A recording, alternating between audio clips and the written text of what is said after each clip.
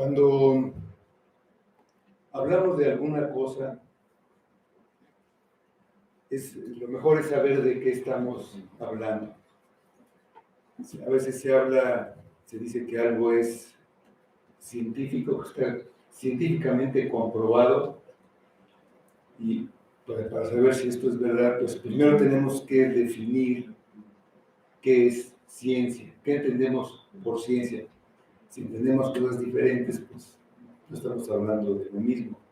Entonces, ciencia se define como un conjunto de conocimientos que se adquiere siguiendo un método.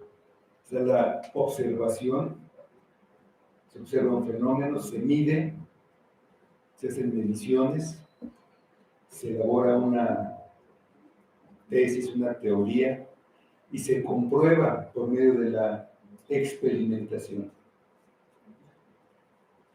Si alguien dice, bueno, esto es científico, y vemos que no cumple con lo que es ciencia, pues sabemos que no es verdad. Por ejemplo, si pensamos en la teoría de la creación del mundo por una gran explosión, pues no se puede comprobar científicamente, porque eso no se puede repetir, no se puede experimentar. Por la teoría de la evolución, de cómo de un organismo vivo, de una célula, al paso de millones y millones de años, llegó a ser el ser humano. Eso no se puede repetir, no se puede experimentar. Por otro lado, la teoría de la gravitación universal, pues se puede comprobar si yo dejo caer un objeto aquí en China, haga frío o haga calor, siempre se producen los mismos efectos, la velocidad es la misma, se puede medir, se puede comprobar. Entonces, si alguien me dice esto es ciencia, pues yo ya veo que, aunque lo digan, no lo es si no cumplen con esto. Aquí vamos a hablar del amor, y se entiende también de diferentes maneras. Entonces, lo primero que tenemos que hacer es definir qué es el amor. El amor de Dios, el amor del que está hablando Juan en su carta. Vamos a ver una definición en los versículos 7 a 10 del capítulo 4 de esta primera carta de Juan.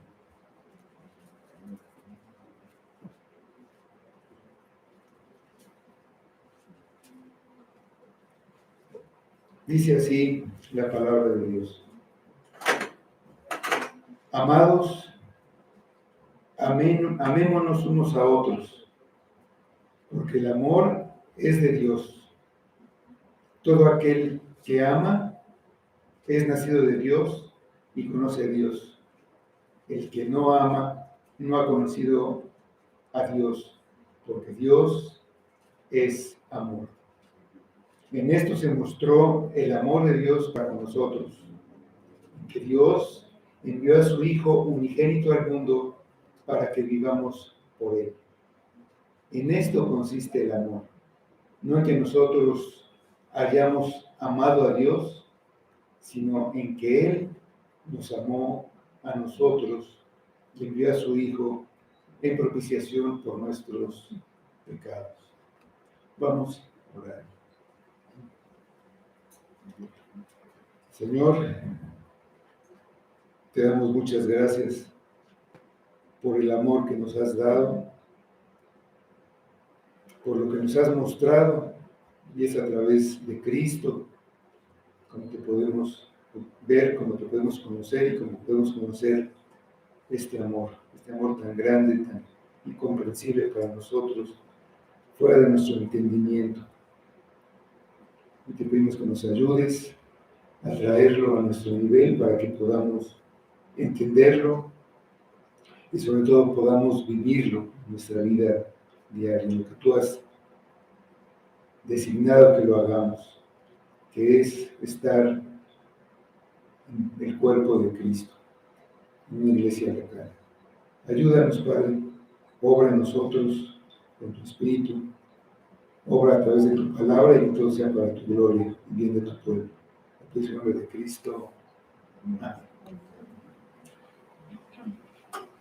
Que sus lectores tengan una real y verdadera comunión con Dios es una de las grandes preocupaciones de Juan.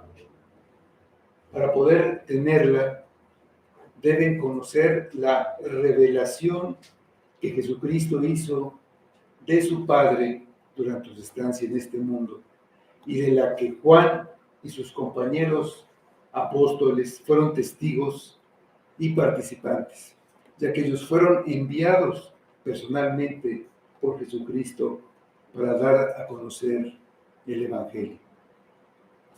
Escribió Juan al principio de la carta, capítulo 1, versículo 3, lo que hemos visto y oído, eso os anunciamos, para que también vosotros tengáis comunión con nosotros. Y nuestra comunión verdaderamente es con el Padre y con su Hijo Jesucristo. Tener esta comunión es vital para la segunda gran preocupación de Juan. Él quiere que sus lectores tengan una seguridad firme y con bases reales de que son hijos de Dios. Para eso les ha dado varias maneras de poder comprobarlo. Con estas pruebas tienen los elementos para no ser engañados y para no autoengañarse. Escribió también en el capítulo 2, versículo 26, os he escrito esto sobre los que os engañan. Hay una gran cantidad de falsos profetas que han salido por el mundo bajo la influencia de espíritus malignos. Pues no se debe creer toda enseñanza, aunque diga que es de Dios. Si no son de Dios, no se deben creer estas enseñanzas. Lo que dicen sobre Jesucristo es la manera de hacer. Si niegan la encarnación de Jesucristo, no son de Dios. El espíritu del anticristo niega a Cristo y está en el mundo. En ese tiempo y ahora están esos espíritus. Como ellos eran de Dios, ya los habían vencido. No importaba que aparentemente estuvieran en gran desventaja. En ellos no debía haber lugar para el temor. Hay muchos enemigos espirituales, pero estaba con ellos, el que está con nosotros, Dios. Es mayor que el que está en el mundo, el maligno, aunque todavía gobierna sobre el mundo. Como los anticristos eran del mundo, hablaban del mundo, y por eso el mundo los oía, y tenían tantos seguidores. Por eso los que conocían a Dios y el que no era de Dios no los oía. En eso se conocía el espíritu de verdad y el espíritu del error. Tenemos el amor como señal, esa señal de la que hablamos de que Dios, que Juan ha dado para que sus hijos sepan, sus amados hijos sepan que son hijos de Dios. Dice el versículo 7, amados, amémonos unos a otros, porque el amor es de Dios. Todo aquel que ama es nacido de Dios y conoce a Dios. Entonces no es que Juan haya cambiado de tema bruscamente, de hablar de los anticristos para hablar del amor. Ya había hablado del amor y de la importancia de demostrar amor por los hermanos y regresa al tema. Esa es la manera en que Juan escribe. Él toca varios temas y regresa a ellos una y otra vez a lo largo de la carta. El tema es vital para él. Ha hecho una exhortación, ha dado ánimo y regresa al tema principal.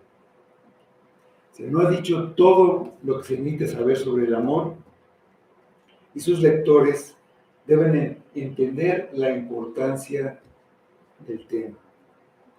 A él se le ha llamado el apóstol del amor, pero no es el único que abordó el tema. El amor a los hermanos es recurrente en el Nuevo Testamento, tanto en las cartas como en los evangelios. Al final de su ministerio, Cristo insistió continuamente a sus discípulos: amaos unos a otros.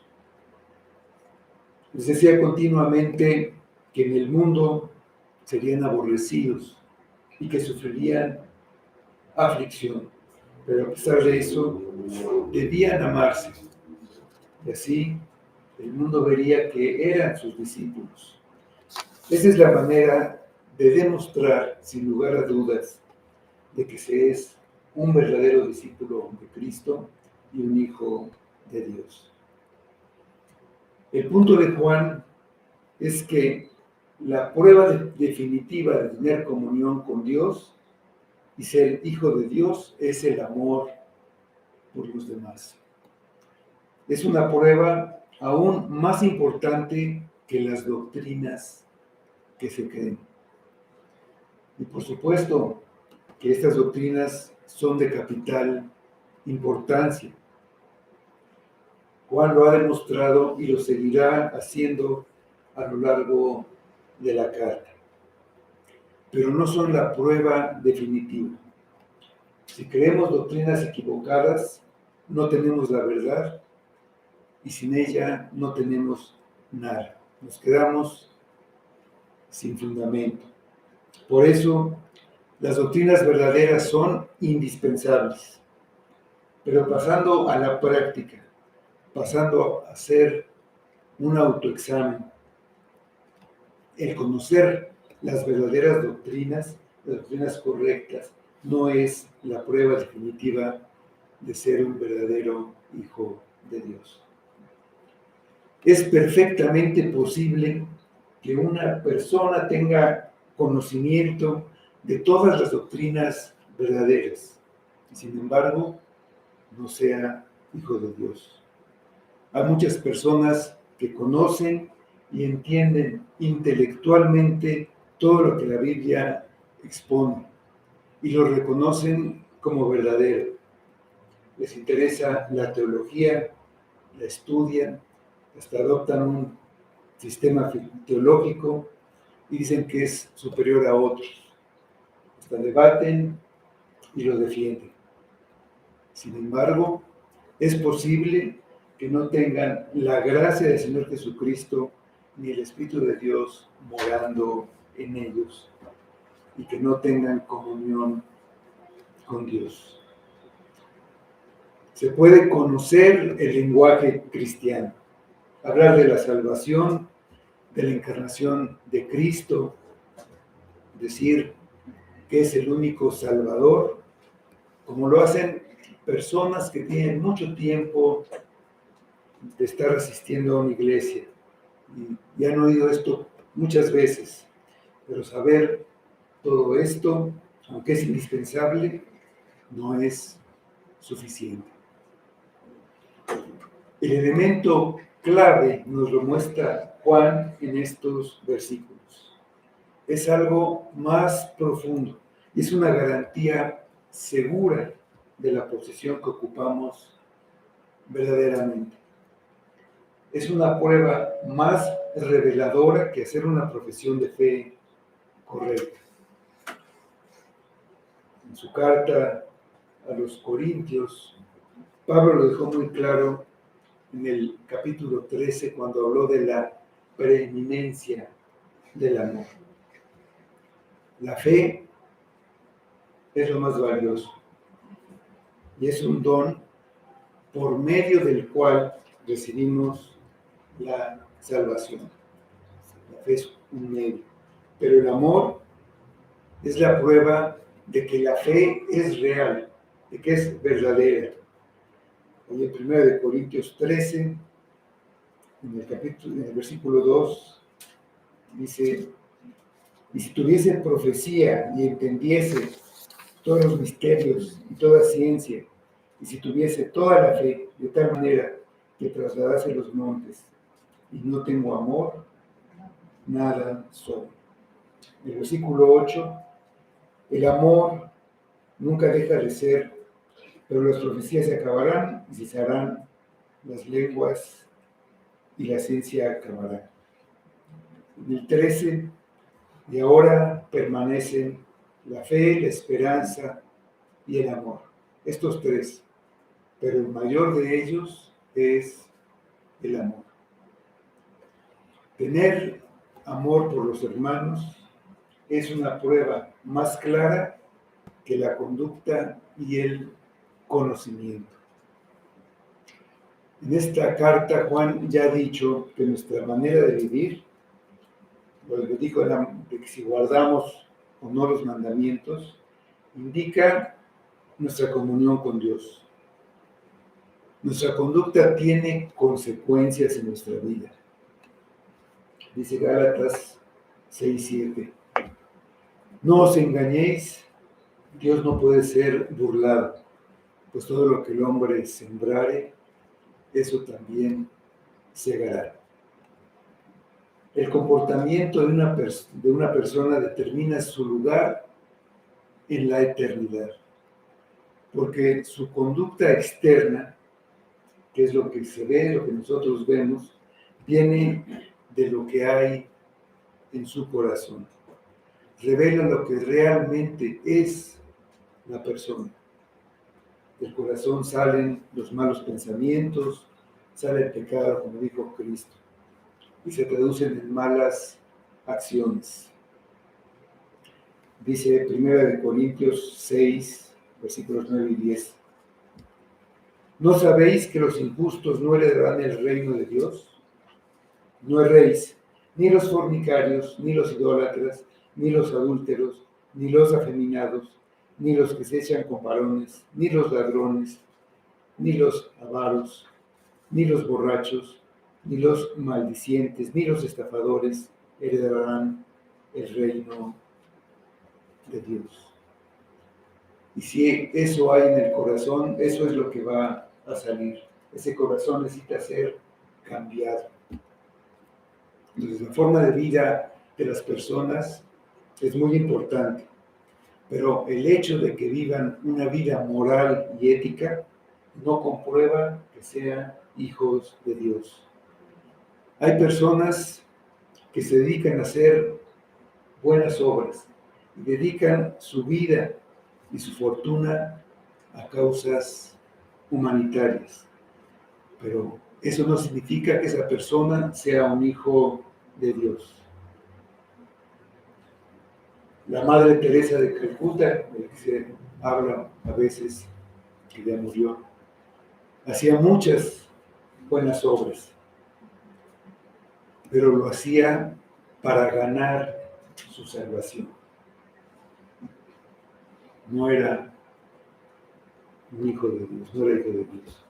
La prueba definitiva es la prueba del amor. El amor por nuestros hermanos. Tenemos el amor del que está hablando Juan. Pues primero tenemos que definirlo. Juan está hablando de personas que son hijos de Dios. No se refiere a personas que no lo sean. Dice: amados, amémonos unos a otros. Los que son amados, amemos. Nos amamos unos a otros porque somos amados por Dios.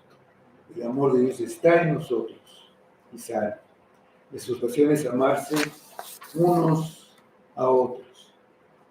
La manera de hacerlo es siguiendo los lineamientos de 1 Corintios 13, en nuestra relación con otras personas en nuestra vida y en nuestra actitud hacia los demás. En forma resumida y sin profundizar en todos los aspectos de ese análisis del amor que hace Pablo, no debemos ser engreídos, poniéndonos por encima de los demás o pensando que somos muy importantes. No podemos airarnos con facilidad. La ira manifiesta pues, muchas cosas que no es precisamente amor a los demás. No debemos pensar mal en los demás. No debemos alegrarnos por el mal que le sucede a otros. Debemos tener paciencia con todos y esperar lo mejor para ellos y sobre todo perdonar sus ofensas. Amar es una acción, es un verbo, como correr. El que corre mueve sus piernas lo más aprisa que puede, eso es correr. Cuando a alguien se le da la instrucción de correr, se dice corre, pues corre. Amar es la acción de amar. Si nos dice amar, lo que tenemos que hacer es amar. El que ama, ama. Lo que nos puede dar mejor una idea es asociarlo con dar. El que ama, da amor. Hace todo lo que puede por aquel a quien ama. Dios envió a su Hijo, lo dio. Envió a su Hijo en propiciación por nuestros pecados. Él nos amó cuando éramos sus enemigos. Ese es el amor con que debemos amarnos unos a otros. Si vemos los requerimientos de este amor, nos sentiremos muy lejos de amar a otros en esa forma. Sobre todo si pensamos que se trata de amar no solo a personas que nos gustan, sino a las que no nos gustan, incluso a las que nos disgustan. Esa es la prueba para un hijo de Dios. En el Sermón del Monte, Jesús dijo, en Mateo 5:46, porque si amáis a los que os aman, ¿qué recompensa tendréis? ¿No hacen también lo mismo los publicanos? Hacer eso es fácil. Cualquiera puede hacerlo. Y en general, todos lo hacen. El amor natural lo hace. La prueba para el Hijo de Dios es amar a las personas difíciles y manifestar amor a las personas que tenemos motivos para tener resentimiento, que nos han hecho algo. Alguien podría pensar que si las otras personas son hijos de Dios, necesariamente son personas agradables. Pero todos sabemos que a pesar de ser hijos de Dios, no somos perfectos. Ahí está un dicho que dice, no soy monedita de oro para caerle bien a todos. Nadie lo es. Todos tenemos cosas que molestan a los demás. Hay cosas que no deberían estar ahí, pero ahí están. No las hemos corregido por egoísmo, porque no nos importa que irriten a los demás. Y también lo oímos frecuentemente. Yo he de decir, o yo he dicho, pues así soy, ¿y qué? O así soy, pues así soy. Pero que tengamos estos defectos demandan paciencia de los demás, su compasión y comprensión. Amarse unos a otros, como dice Juan aquí, es que los que aman hagan todo lo posible por ayudarse unos a otros, que tengan paciencia unos con otros, que no se molesten por lo que les hagan, que no se ofendan, que pongan al otro y sus necesidades antes que las propias. Si vemos que nuestro hermano comete un error, seamos pacientes con él. Oremos por él, intentemos ayudar.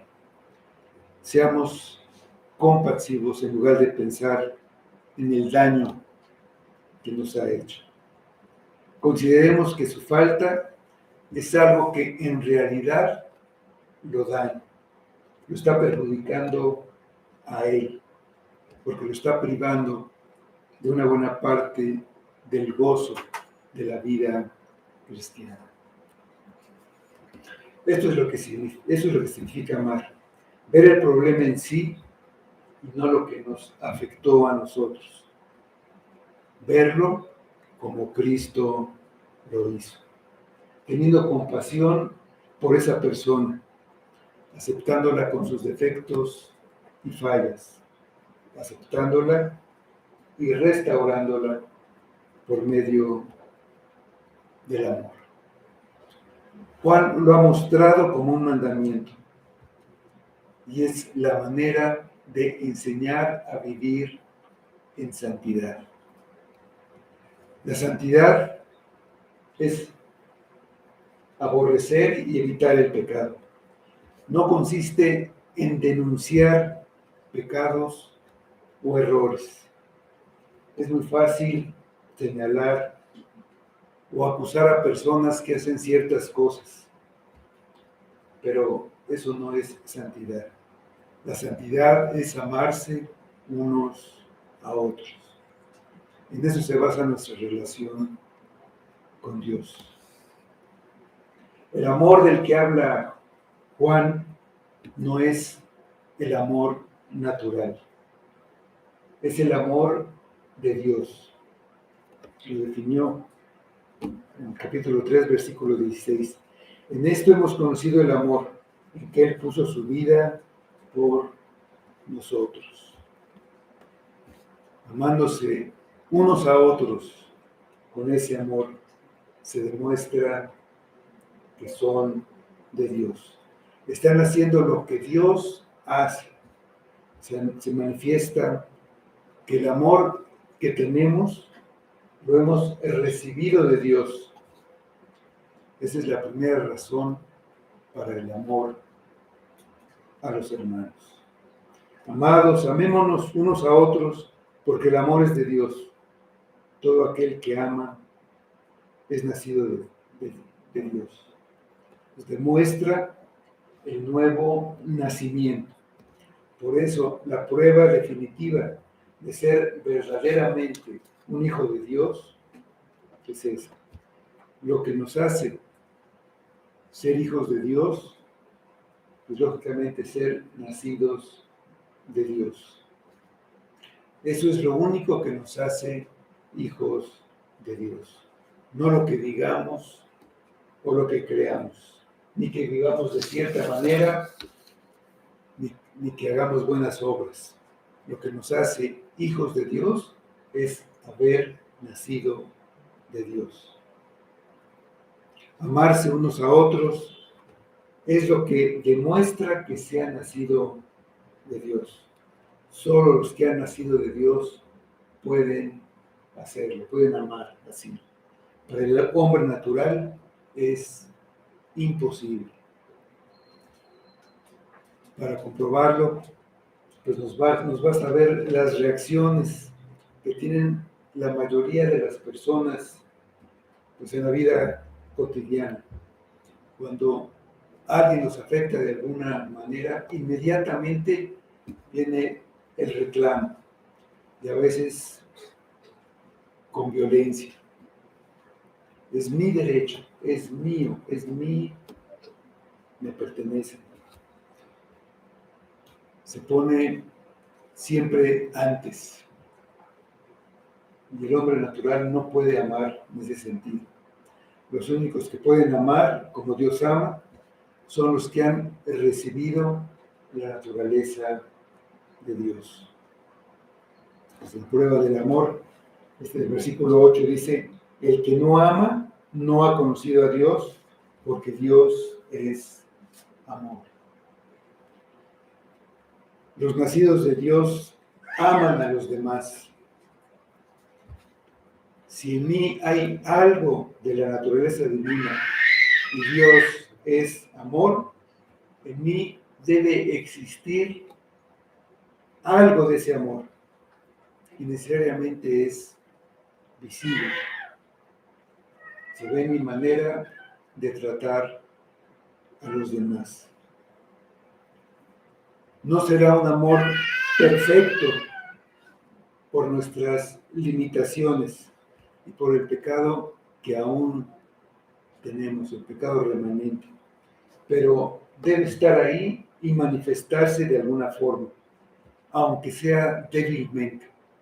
De lo contrario, no soy un hijo de Dios.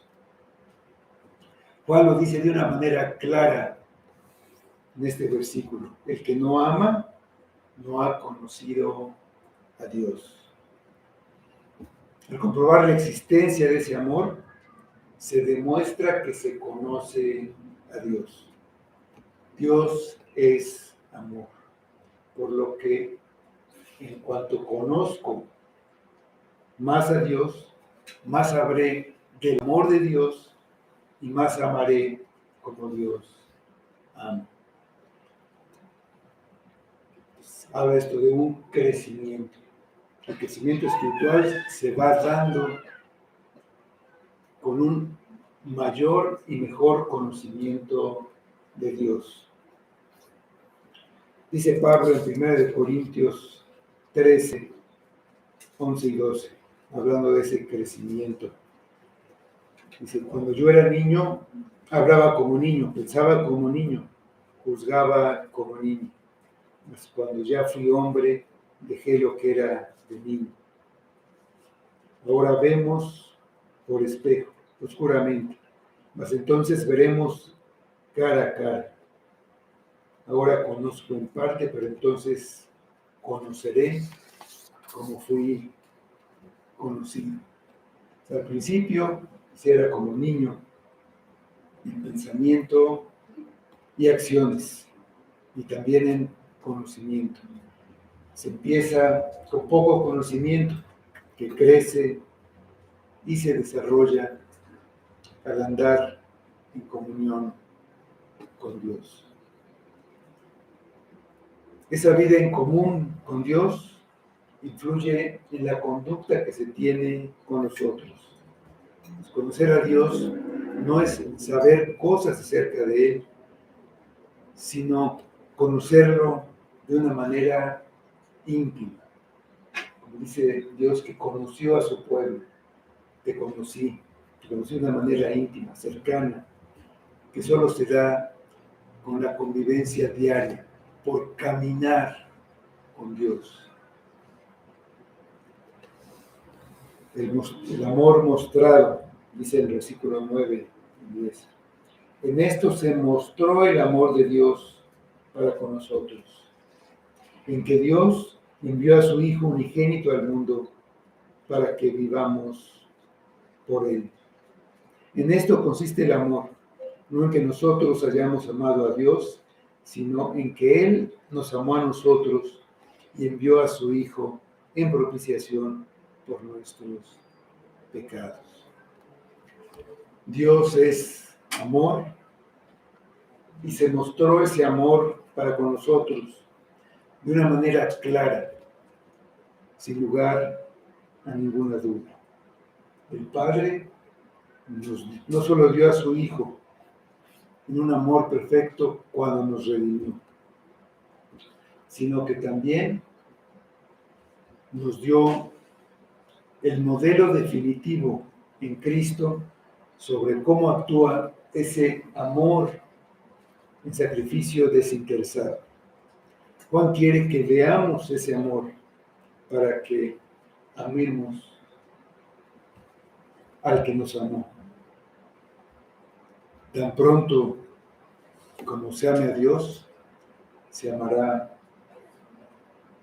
a los unos a otros. Este amor no se puede entender aparte de la doctrina del pecado, de la expiación, de las ideas de justificación y santificación. Algunos se conforman con la idea de que Dios es amor. Para ellos, todo lo demás no tiene importancia. Llegan al extremo de decir que como Dios es amor, pues ya no tienen de qué preocuparse.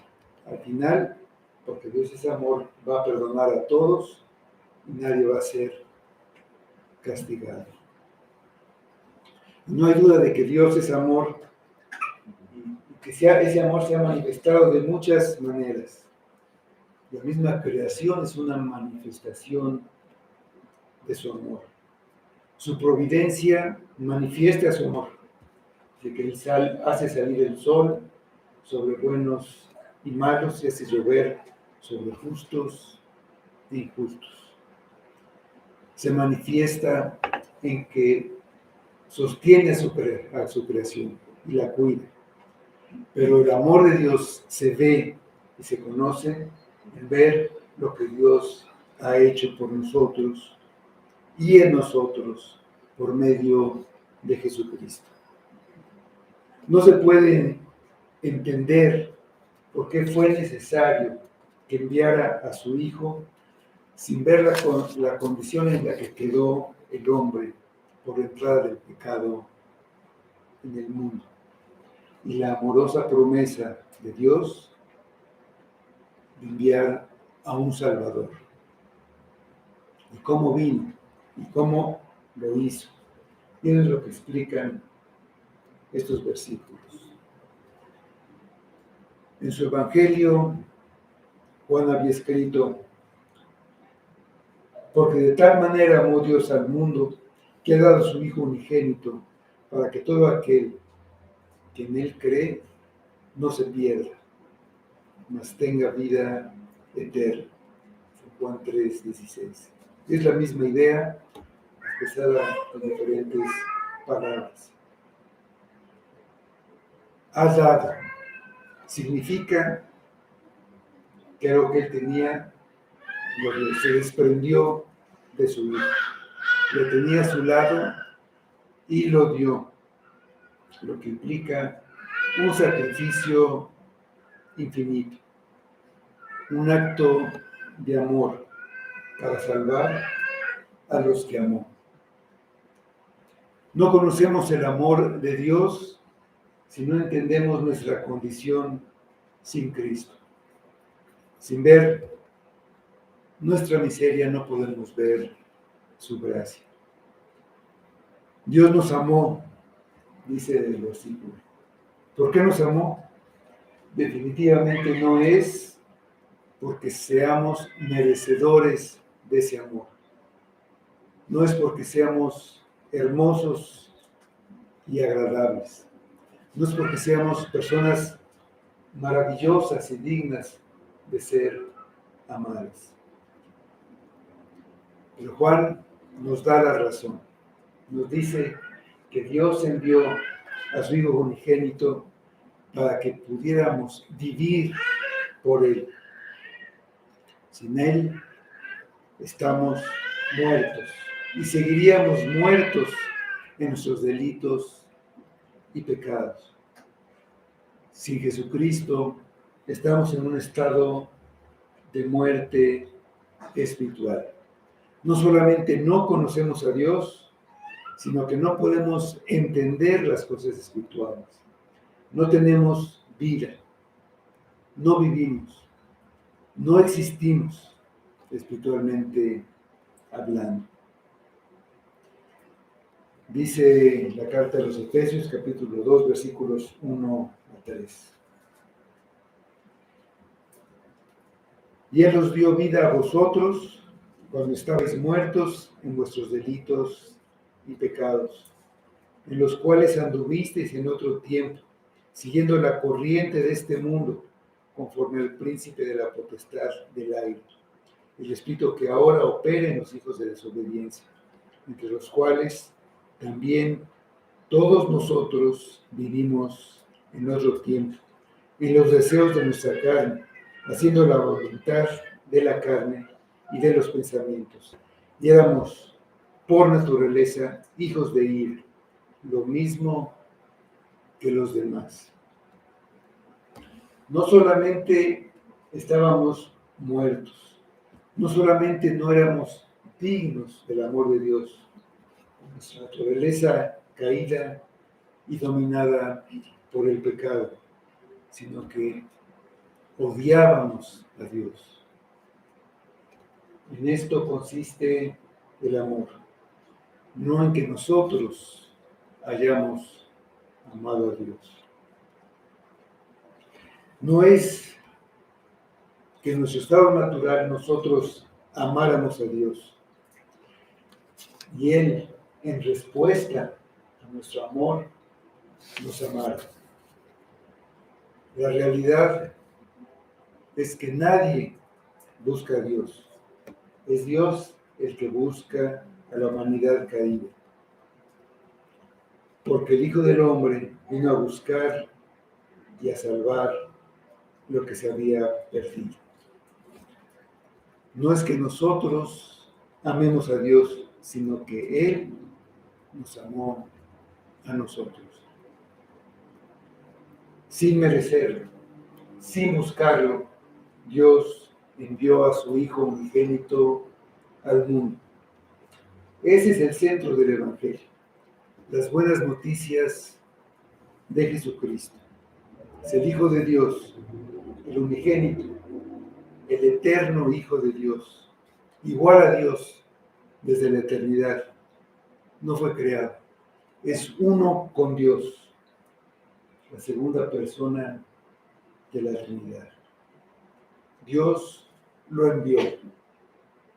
Existía antes de venir. Fue enviado desde donde estaba. Fue enviado desde el cielo, donde mora Dios. Fue enviado a este mundo, a un lugar llamado Belén, y ahí inició su ministerio terrenal. Se mostró el amor de Dios por nosotros en que lo envió. Le pidió a su Hijo que viniera a este mundo poblado por personas que en principio lo rechazarían y lo considerarían un farsante y un enemigo. Y lo envió. Para venir tuvo que tomar un cuerpo y una naturaleza humana.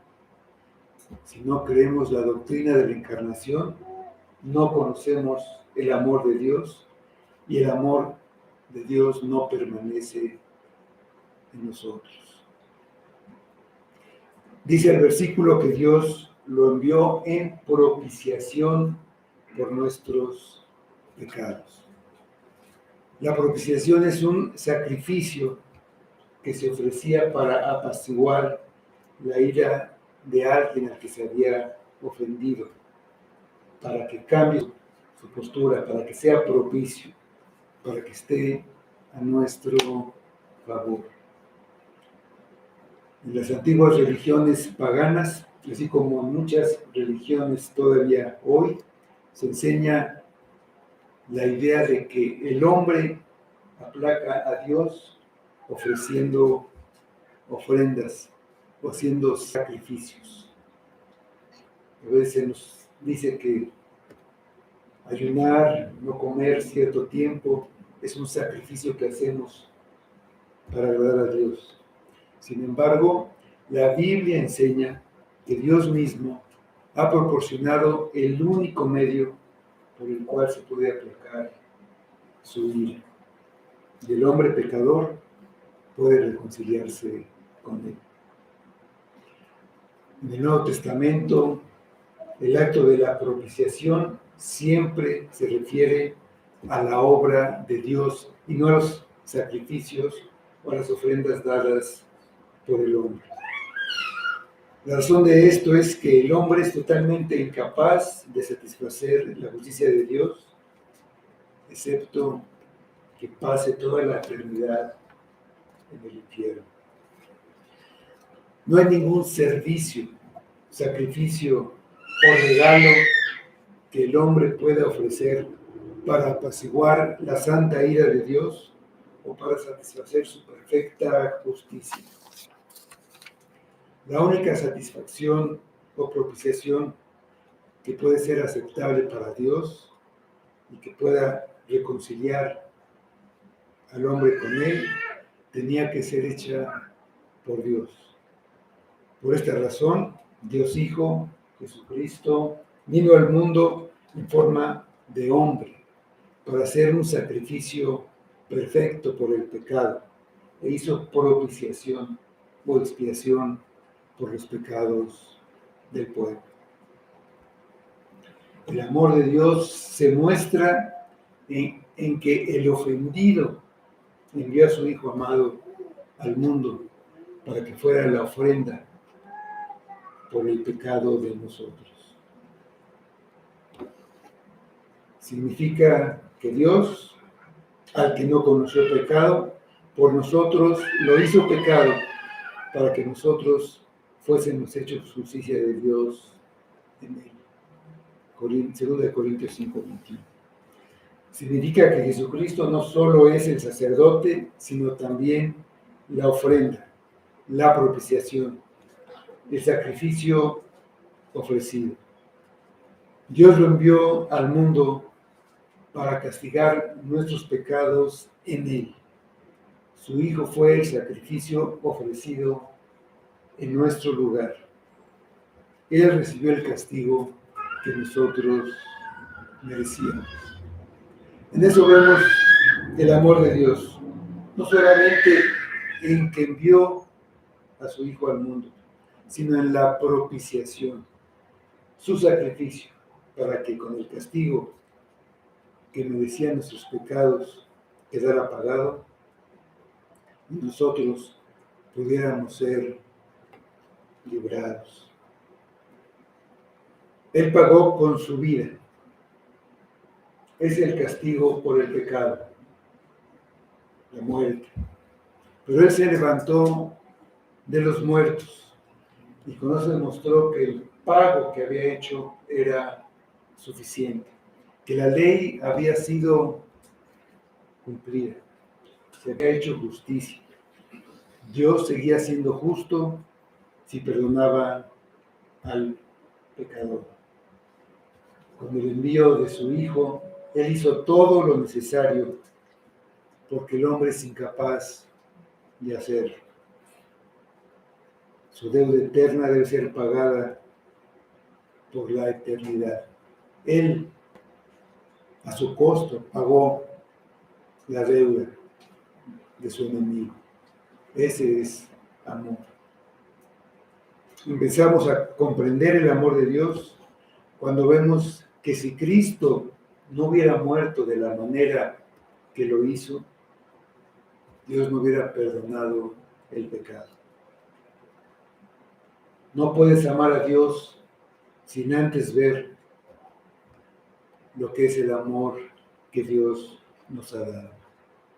No puedes amar a tus hermanos si no amas a Dios. El que no ama no conoce a Dios.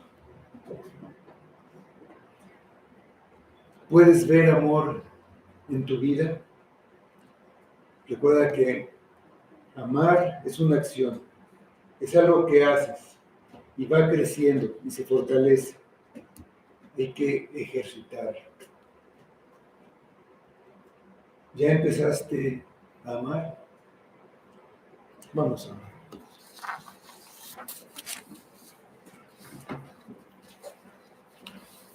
Señor, no podemos entender que nos ames, pero tú nos amas. Tú eres amor. te pedimos que cambies nuestro corazón, que nos des algo de tu naturaleza, algo de ese amor, que así podamos vivir, que podamos demostrar amor y que lo demostremos aquí, en donde tú nos has puesto, en tu iglesia, con nuestros hermanos. Fuera de aquí no se puede amar así. Ayúdanos, Padre, obra en tu iglesia. Trae salvación, trae consuelo a los que lo necesitan y que puedan ver lo que tú hiciste, cómo nos das amor. Así empecemos a responder a ese amor. Pedimos que sea para tu gloria y lo pedimos en nombre de Cristo. Amén.